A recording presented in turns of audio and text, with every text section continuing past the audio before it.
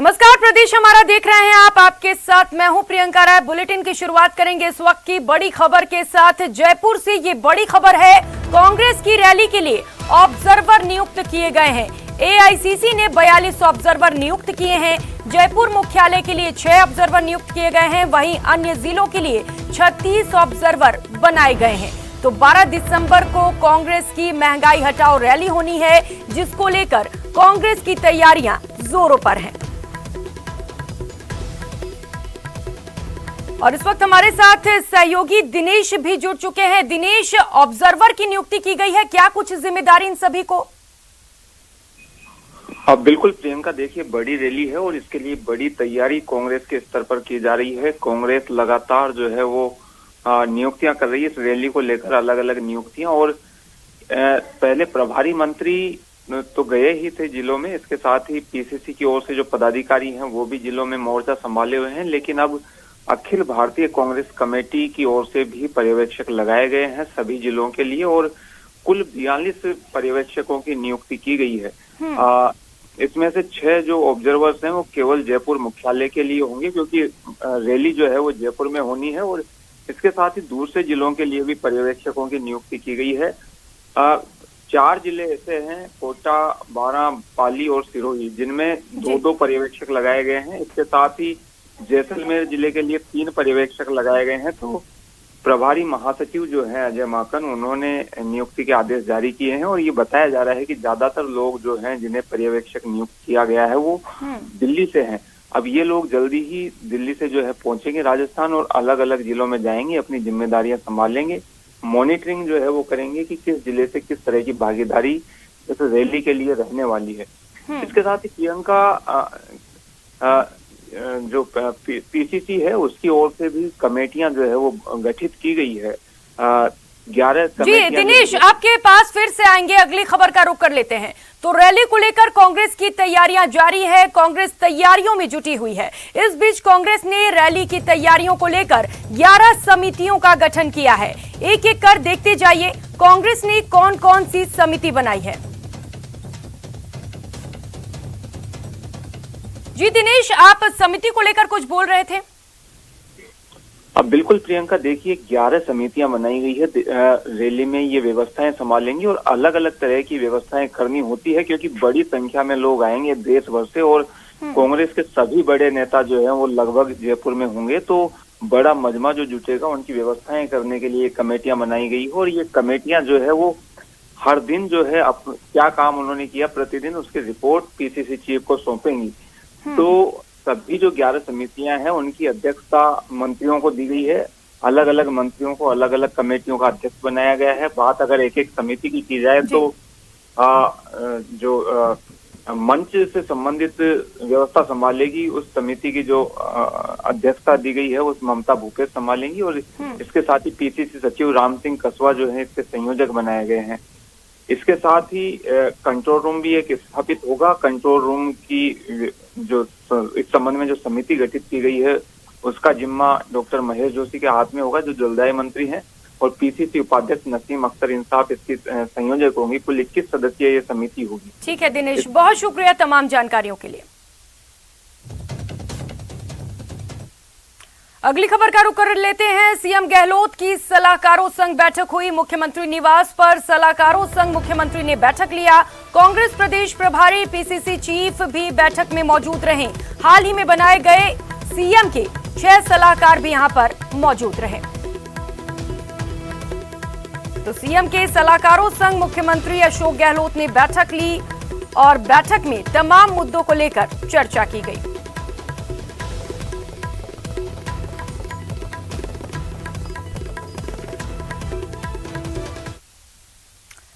जनता महंगाई से त्रस्त है और कांग्रेस महंगाई के खिलाफ महारैली करने जा रही है। महारैली की महातैयारी की रणनीति बनाने के लिए सीएमआर में मुख्यमंत्री, प्रदेश प्रभारी अजय माकन और पीसीसी चीफ डोटासरा के साथ अहम बैठक हुई, जिसके बाद कांग्रेस का दावा है कि 12 दिसंबर को जयपुर में होने वाली महारैली केंद्र की एनडीए सरकार के पतन का आगाज करेगी। महारैली से कांग्रेस का प्रहार। सबका मानना है कि जनता में बहुत शानदार उत्साह है। 22 संख्या में लोग आएंगे। कि मैसेज देंगे पूरे देशवासियों को कि जयपुर की रैली एनडीए के पतन की शुरुआत की रैली करके आई। केंद्र के खिलाफ कांग्रेस का हल्ला बोल। रैली हमारी बहुत शानदार तैयारी चल रही है और रैली एक ऐतिहासिक रैली होगी। सोनिया गांधी जी ने, राहुल गांधी जी ने सोच समझ के जयपुर की चुना है। महंगाई की मार हर नागरिक पर पड़ रही है देश के अंदर। महिलाएं बहुत दुखी है, आम नागरिक दुखी है। ये सरकार की आर्थिक नीतियों का परिणाम है कि आज देश में महंगाई बढ़ती जा रही है। बढ़ती महंगाई के खिलाफ कांग्रेस सड़क पर उतरकर संघर्ष का दावा कर रही है। 12 दिसंबर को जयपुर में महंगाई के खिलाफ रैली कर कांग्रेस की केंद्र सरकार पर दबाव बनाने की रणनीति है। इसके लिए मुख्यमंत्री की अगुवाई में अहम बैठक हुई। दावा है कि इस रैली के साथ ही केंद्र की एनडीए सरकार के पतन का आगाज होगा। एनडीए गवर्नमेंट के पतन की शुरुआत होगी और ये रैली राजस्थान में अगले चुनाव में कांग्रेस जीते उसकी शुरुआत भी होगी। इस रूप में लोगों को उत्साह नजर आता है और उस रूप में मैंने देखा है कि जो फीडबैक मिला मैं, चाहे हमारे मंत्रिमंडल के साथियों से मिला हो, चाहे प्रदेश कांग्रेस पदाधिकारी से मिला हो, सबका मानना है कि जनता में बहुत शानदार उत्साह है। भारी संख्या में लोग आएंगे। मंत्री परिषद की बैठक में सभी प्रभारी मंत्री ने जिलों में की जा रही तैयारियों की रिपोर्ट भी सौंपी। मंत्री खाचरियावास का दावा है कि रैली बीजेपी को सबक सिखाने वाली होगी। वल्लभ नगर में जमानत जब तुम दरियावत में आ रहे तो बीजेपी के लोगों ने पेट्रोल डीजल के दाम कम कर दिए दूसरे ही दिन। तो जब जनता का रिएक्शन होता है, वोट की चोट पड़ती है ना, तो बड़े बड़े सत्ताधीश हिल जाते हैं, बड़े बड़ों के घमंड टूट जाते हैं। घमंड किसी का नहीं चलता, ना हमारा चलेगा ना उनका चलेगा, ना हमको हक है ना उनको हक है। इस रैली में प्रदेश भर से 2 लाख से अधिक लोगों को जुटाने की कोशिश है। सीएमआर में हुई मंत्री परिषद की बैठक में भी रैली की तैयारियों को लेकर चर्चा की गई। तो कार्यकर्ताओं को लाने ले जाने के लिए बसों की व्यवस्था समेत सभी व्यवस्थाओं पर भी चर्चा हुई। माना जा रहा है कि किसानों के मुद्दे पर केंद्र को घेरने के बाद अब कांग्रेस महंगाई पर बीजेपी को बैकफुट पर लाने की कोशिश कर रही है। सौरभ गृहस्थी, न्यूज़ 18 नेटवर्क, जयपुर। अगली खबर का रुख कर लेते हैं। उदयपुर में जिले के प्रभारी मंत्री रामलाल जाट ने केंद्र सरकार को महंगाई के मुद्दे पर आड़े हाथों लिया। तो वहीं जयपुर में होने वाली कांग्रेस की रैली के सफल होने का दावा भी किया। मंत्री ने कहा कि राजस्थान को इस बड़ी रैली का मौका मिला है और उसमें उदयपुर जिले से 10,000 लोगों को ले जाने की तैयारी की जा रही है। मंत्री रामलाल जाट ने कहा कि आम जनता तक महंगाई के मुद्दे को पहुंचाने की कोशिश की जा रही है। विपक्ष की पार्टियों ने इस संबंध में महारैली में यहाँ के लोग जाएंगे तो वो लोग इन चीज़ों को अपने बूथ पे, अपने गाँव में, अपने बाड़िया में, खेड़े ढाणी में इन चीज़ों को कहेंगे तो निश्चित रूप से भारतीय जनता पार्टी की जो कहने की और करने की जो अंतर है कथनी और करनी में, वो सारी चीजें सामने आएगी। और रुक करेंगे बड़ी खबर का। प्रशासन शहरों संग अभियान को लेकर सरकार सख्त हो गई है। नगर निगम आयुक्तों को कारण बताओ नोटिस जारी किया गया है। सभी 10 नगर निगम आयुक्तों को ये नोटिस जारी किया गया है। स्वायत्त शासन विभाग ने ये नोटिस जारी किए हैं। तो आवेदन में से 50% पट्टे भी नहीं जारी किए गए थे, जिसको लेकर ये नोटिस जारी की गई है। 7 दिन में निगम आयुक्तों को जवाब देना होगा। जवाब संतोषप्रद नहीं होने पर कड़ा एक्शन भी लिया जा सकता है। तो यूडीएच मंत्री शांति धारीवाल के निर्देश पर यह नोटिस जारी हुआ है। जयपुर, कोटा, उदयपुर, बीकानेर सहित प्रदेश के सभी 10 नगर निगम आयुक्तों को ये नोटिस जारी किए गए हैं। और अब बात चूरू की, जहां सादुलपुर में मैच तो क्रिकेट का था, लेकिन देखने को मिला कुश्ती का दंगल। नहीं समझे तो तस्वीर देखिए जरा। क्रिकेट का मैदान कुरुक्षेत्र में तब्दील हो चुका है। बैट और डंडों से जमकर मारपीट हो रही है। जयपुर राजगढ़ की टीम के फाइनल मैच के दौरान झगड़ा इस कदर बढ़ा कि इनामी क्रिकेट प्रतियोगिता में 2 पक्षों के बीच जमकर मारपीट हुई। दरअसल ये क्रिकेट का मुकाबला सादुलपुर पुलिस थाने के पीछे सरकारी स्कूल के खेल ग्राउंड में चल रहा था। जैसे ही पुलिस को इसकी सूचना मिली, वे मौके पर पहुंची। बल का प्रयोग कर भीड़ को खदेड़ा गया, लेकिन क्रिकेट मैच के दौरान हुए झगड़े में 3 लोग घायल हो गए।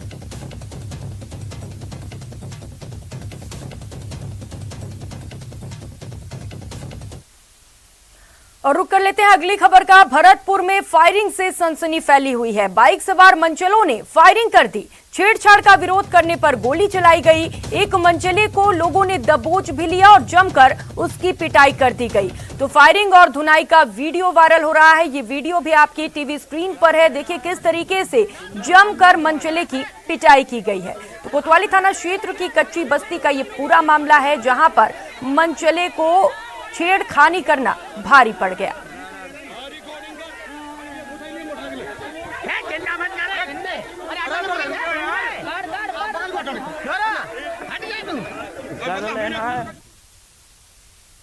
आगे बढ़ेंगे। पुलिस पस्त है और चोर मस्त है। यकीन नहीं होता तो कोटा से आई इस तस्वीर को ही देख लीजिए।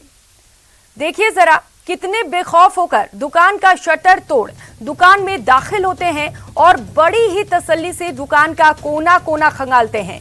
नकदी सहित लाखों के सामान पर हाथ साफ कर आराम से फरार हो जाते हैं। ना तो पुलिस का खौफ है और ना ही कानून का डर। लेकिन चोरी की पूरी वारदात सीसीटीवी कैमरे में कैद हो जाती है। चोरी की वारदात एक दुकान तक ही नहीं थमी, चोरों ने कई और दुकानों पर भी हाथ साफ कर दिया। इस घटना के बाद स्थानीय व्यापारियों में आक्रोश है। इधर पुलिस सीसीटीवी के आधार पर चोरों की तलाश में जुटी है।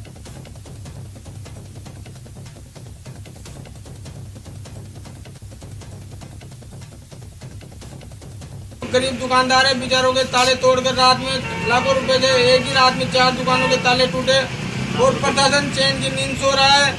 और वीडियो में कैमरे फुटेज में पूरे अपराधी अच्छे से बेखौफ चोरी करके ले जा रहे हैं, जो कि क्लियर नजर आ रहे हैं।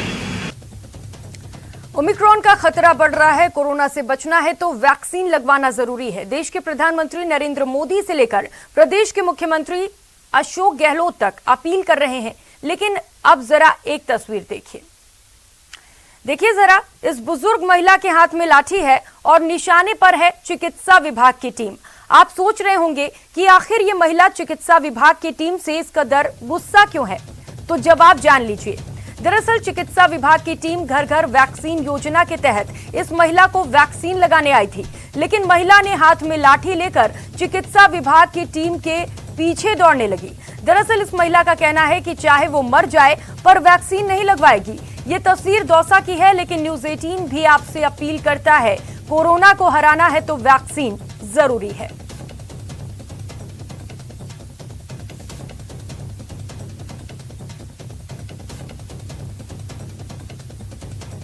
कैटरीना कैफ और विकी कौशल की शादी में कौन कौन खास मेहमान आ रहे हैं, हर कोई ये जानना चाहता है। न्यूज़ 18 के हाथ वो एक्सक्लूसिव लिस्ट लगी है जिसमें जिक्र है। इस लिस्ट में हर सितारे और शख्सियत को एक कोड अलॉट किया गया है, जिसकी जानकारी पूरी तरह गोपनीय रखी गई है। इस लिस्ट के कोड के हिसाब से इवेंट कंपनी व्यवस्थाओं को संभाल रही है। लिस्ट के साथ एक्सक्लूसिव जानकारी दे रहे हैं न्यूज़ 18 संवाददाता लवली वधवा। विकी कौशल और कैटरीना कैफ की शादी को लेकर के हर कोई एक्साइटेड है। सब ये जानना चाह रहे हैं आखिर कौन कौन मेहमान हैं, वो खास मेहमान जो इस शादी के गवाह बनने जा रहे हैं, लेकिन किसी के पास भी कोई जानकारी नहीं है। न्यूज़ 18 आपके लिए लाया है एक्सक्लूसिवली वो लिस्ट, जो लिस्ट है उन गेस्ट की, उन मेहमानों की जो इस बार मेहमान नवाजी के लिए राजस्थान पहुंच रहे हैं। हमारे पास ये पूरी लिस्ट मौजूद है, कौन आएगा, कब आएगा, कैसे आएगा, कितने रूम्स होंगे। ये देखिए, ये वो एक्सक्लूसिव लिस्ट है जो केवल और केवल न्यूज़ 18 के दर्शकों को हम सबसे पहले दिखा रहे हैं, और हम ये भी बता रहे हैं कि कौन कौन लोग यहां पर आने जा रहे हैं। सभी सेलिब्रिटीज को जो है वो एक कोड वर्ड दिया गया है, रेड कोड दिया गया है। आप देख सकते हैं रेड कोड, ये लिखा हुआ रेड कोड, यानी कि ये सभी वो सेलिब्रिटीज हैं जिन्हें अलग अलग कोड वर्ड्स दिए गए हैं। ये कोड केवल एजेंसीज के लोगों को भी मालूम है और केवल उन सेलिब्रिटीज को मालूम है जो गेस्ट बन के राजधानी जयपुर के एयरपोर्ट पर उतर रहे हैं और उसके बाद में बाय रोड जा रहे हैं चौथ का बरवाड़ा में स्थित बरवाड़ा फोर्ट में शादी समारोह में भाग लेने। अब देखिए यहाँ पर कुल रूम जो है वो 24 कमरे जो हैं वो बुक किए गए हैं। रेवेन्यू रूम भी 24 हैं, ऑक्यूपेंसी भी है। और कौन यहाँ पर एगलेस केक का सेवन करेगा, खाएगा, उसके लिए एक व्यक्ति है जो एगलेस केक खाएगा, बाकी सबके लिए सब कुछ होगा। और आपको नजारा दिखाते हैं कि रूम नंबर देखिए, शादी स्क्वाड ये वो एजेंसी है जो काम कर रही है वहां पर विकी कौशल और कैटरीना कैफ की शादी समारोह को संपन्न कराने का। तो कमरा नंबर 3, 5, 7, 8, 11, 12, 18, 19, 20, 21, 22, 26, 27, 28, 29, 30, 31, यानी ये जो कमरे हैं ये 10 तारीख को यहाँ पे 10 तारीख को जो है ये यहाँ से 17 ये रूम्स होंगे, डबल बेड रूम होंगे, सुपर लग्जरी रूम, और उसके अलावा जो इनके जो दूसरे अराइवल ग्रुप के जो एजेंट हैं उनके लिए एक रूम उनको दिया गया है, रूम नंबर 2। यहाँ पर 7 तारीख यानी आज ये मेहमान इनके पहुंच चुके हैं। उसके बाद जो आगे अगर हम बढ़ते हैं तो कमरा नंबर 9, 23, 24, 25 जो है वो 14 तारीख के लिए बुक कराया गया है। यानी जो व्यस्ततम शेड्यूल वाले मेहमान है वो शादी समारोह के बाद में भी कुछ लोग आ रहे हैं और रुक रहे हैं 14 तारीख तक भी। उसके बाद में अगर हम बात करेंगे आगे तो 7 तारीख को ये मेहमान आ रहे हैं। 6 तारीख को जो आने वाले मेहमानों की सूची है वो 7 गेस्ट हैं। आज 7 गेस्ट पूरी तरह से आ चुके हैं। यानी जो ऑक्यूपेंसी है 36 लोगों की 7 तारीख को।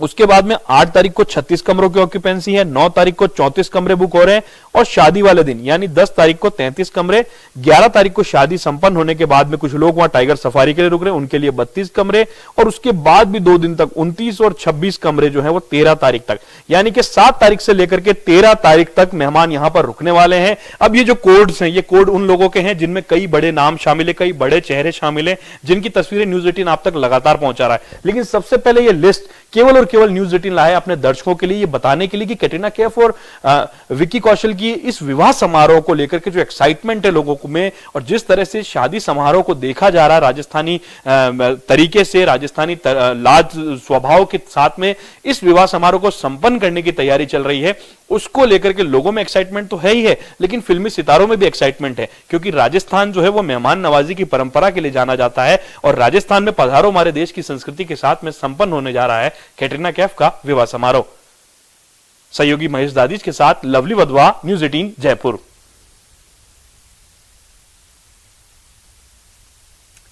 कोरोना की वजह से मां, भाई और अपने बच्ची को खो देने के बारे में सोचना भी मुश्किल लगता है, वो भी महज 3 महीने में। इस महामारी ने कई जिंदगियों को हमसे छीन लिया, और अगर हमने अब भी टीकाकरण का सुरक्षा कवच नहीं अपनाया तो न जाने आगे ये जानलेवा बीमारी कितनी जिंदगियों पर हावी होगी। टीकाकरण को लेकर नेटवर्क 18 और फेडरल बैंक की जागरूकता मुहिम संजीवनी अ शॉट ऑफ लाइफ आप तक लाया है हिमाचल प्रदेश के कुल्लू जिले की ये दर्द भरी कहानी।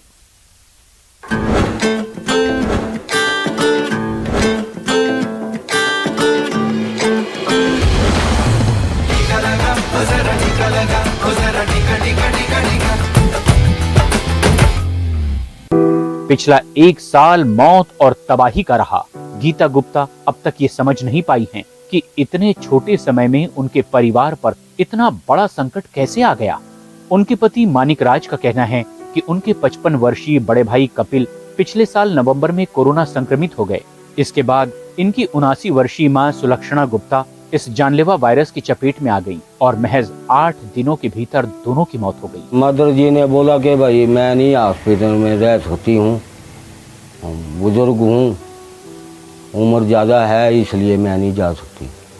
तो वो घर में ही बैठे, फिर वो दवाई दे दी थी वो हॉस्पिटल से, वो ही खाते रहे, रात को नहीं रहे। सिर्फ वो ही नहीं, परिवार के कुल 8 सदस्य इस बीमारी की चपेट में आ गए, लेकिन शुक्र है कि सभी ठीक हो गए, जिसमें उनका 23 वर्षीय बेटा कार्तिक भी शामिल था, ऐसा परिवार का मानना था। इस साल फरवरी महीने में कार्तिक घर लौटा, अब बिस्तर पर लेटा, लेकिन दोबारा कभी नहीं उठा। शमशान गया, अकेले गया ना, दोनों बारी तो वहीं गया, फिर घर आता था, वो आके रोना, उसने बोलता था मैंने दादी और चाची को इन हाथों से क्या जलाया, बोलता है ऐसे। फिर आके उसने जोर जोर से रोना, बहुत ज़्यादा सदमा ही लगा होगा उसको, ऐसे ही लग रहा है बस, और कुछ नहीं। उनके करीब रहता था ना ज़्यादा करो, दादी को दादी दादी दादी करता रहता है ज़्यादा, उनके साथ ही रहता है ज़्यादा। क्या कार्तिक की मौत शौक की वजह से हुई, या फिर उसे कोरोना के बाद कोई परेशानी थी जिससे उसकी अचानक मौत हो गई? हम लोग सोचते हैं कि नहीं, उसको कोरोना का ही कोई लक्षण था जिस वजह से उसकी डेथ हुई है, क्योंकि वो पॉजिटिव के साथ रहा। उसकी दादी भी पॉजिटिव थी, उसका चाचा भी पॉजिटिव था, कॉम्प्लिकेशन थी उसको कोरोना की। अब तो दिल नहीं करता किसी काम को भी, कोई काम भी करे या कुछ है, बस जीने का कुछ मजा ही नहीं है, वैसे जैसे लगता है। भारत में तब टीकाकरण की शुरुआत नहीं हुई थी, लेकिन इनकी दुखद कहानी हमें याद दिलाती है कि टीका जिंदगी बचाता है, और हमारे अपनों को फोटो एल्बम में एक याद की तरह नहीं सिमटना चाहिए। सदमा तो लगा, अब क्या करना, उस टाइम अगर वैक्सीन होती तो बच जाते।